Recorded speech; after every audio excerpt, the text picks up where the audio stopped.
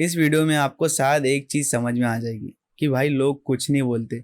हम पूरी ज़िंदगी इसी चीज़ में गवा देते कि लोग क्या कहेंगे, सोसाइटी क्या सोचेगी, बट एक्चुअल में ऐसा कुछ होता नहीं है। जब साक्षी का मर्डर हो रहा था, साहिल उसे लगातार चाकू से मारे जा रहा था, तो वहाँ से 15 से 20 लोग आ जा रहे थे, बट किसी ने एटलीस्ट ट्राई तक नहीं किया उसको बचाने की। किसी ने ट्राई किया होता तो शायद उसकी जान बच गई होती। सो इस केस को हम डिटेल में स्टार्ट करते हैं।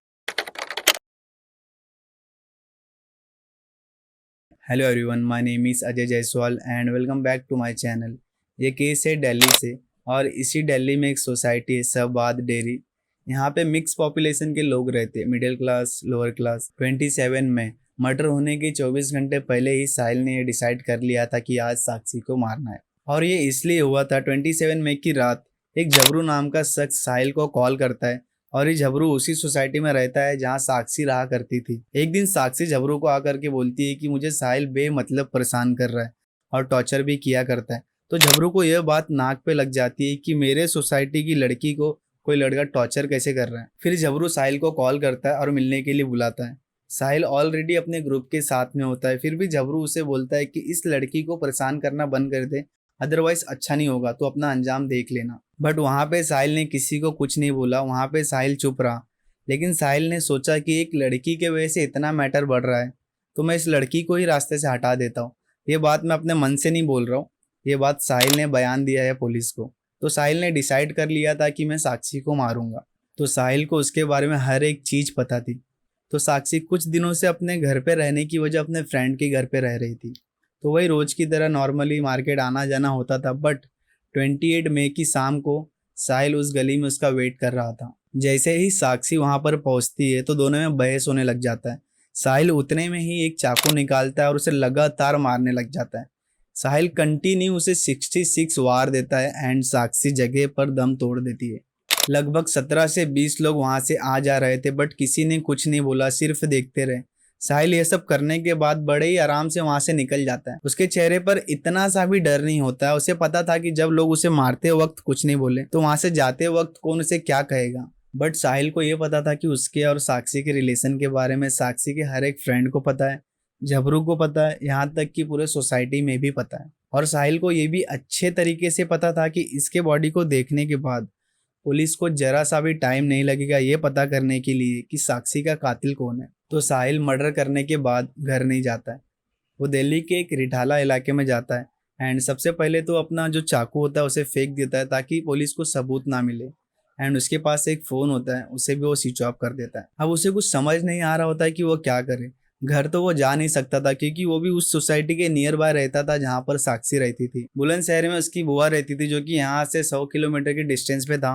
एंड साहिल बस में बैठकर बुलंदशहर के लिए निकल जाता है एंड अपने फ़ोन को ही बंद कर देता ताकि उसका लोकेशन ट्रेस ना हो पाए। और जिस बस में वो बुलंदशहर जा रहा था, कुछ ही दूर जाने के बाद वो उस बस से उतर जाता है ताकि अगर उसे कोई फॉलो कर रहा हो तो वो चकमा खा जाए। एंड कुछ ही टाइम बाद वो दूसरे बस में बैठकर बुलंदशहर पहुंच जाता है। बट उस टाइम पे टाइम हो रहा था रात के 1-2 बज रहे थे। तो साहिल बताता है कि यहीं पे पास में दोस्त की शादी में आया था, तो अभी इतने रात को घर पे कैसे जाओ, तो सोचा यहीं पे रुक जाता हूँ। और वो आराम से जा करके सो जाता है जैसे कि कुछ हुआ ही ना हो। उतने में पुलिस को भी पता चल जाता है कि साक्षी का मर्डर किसने किया है, क्योंकि वहाँ पे जो सीसीटीवी कैमरा होता है उसमें साहिल रिकॉर्ड हो जाता है। और वहाँ पे खड़े लोगों ने भी बताया जो कि आई विटनेस होते हैं। जैसे कि साहिल भी पास के सोसाइटी में ही रहता था, तो पुलिस उसके घर पर गई बट साहिल घर पर नहीं था। तो पुलिस ने उसके पिता से पूछताछ किया तो मालूम पड़ा कि वह शाम से ही घर पर गया है और उसका कॉल भी नहीं लग रहा है। पूरी रात बीत गई बट साहिल का अभी तक एक कॉल नहीं आया। पुलिस भी हर एक जगह पे ढूंढ रही थी बट अभी तक कुछ पता नहीं चला था। एंड सुबह 10 बजे साहिल की बुआ साहिल के घर पे कॉल करती है और बताती है कल रात साहिल घर आया था, क्या यहाँ आसपास किसी की शादी थी क्या। साहिल को इस बात की थोड़ी सी भनक नहीं थी और अब तक पूरे शहर में इस मर्डर के बारे में पता चल चुका था।